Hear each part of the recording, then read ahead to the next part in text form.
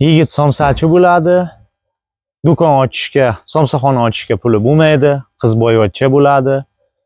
Yigit muddatli to'lovga oshxona ochgandan keyinsiga rozi bo'ladi. Assalomu alaykum, hurmatli kuzatuvchilarimiz, ko'chma do'kon xaridorlari. Bugun biz Toshkent viloyatining Qibray tumaniga, dalaga, dashaga ofis qurib beryapmiz. Bir atrofni ko'rsatib o'tib-ketdi. Mana shu chiroyli manzaraga o'rta kачестводagi 6 ga 3 razmerdagi 2 xonali ofisni qurishni boshladik. Xudo xohlasa hozir 1-2 soatda o'z egasiga topshiramiz. Xo'sh, ramasiga keladigan bo'lsak, 1,5 stenkaligidan eng sifatlisi 1,8 likdan bo'ladi. Bu o'rtachasidan.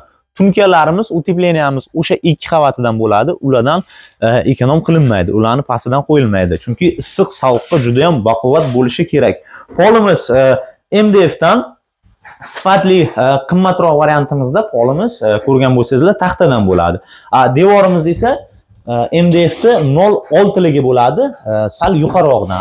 Sifatlisida bo'lsa, mana bu hozir polga qo'yilgan 1,8 ligini devorga отделка qilib beramiz. Xo'p, patologimiz ikkala sifatda ham dekordan bo'ladi. Dekorda ham 5 ligi qalin deyiladi, juda ham mustahkamdan.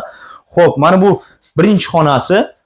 Bu xonani xudo xohlasa kuxni qilishga mo'ljallayapti. Mana bu xonada ovqat pishiriladi.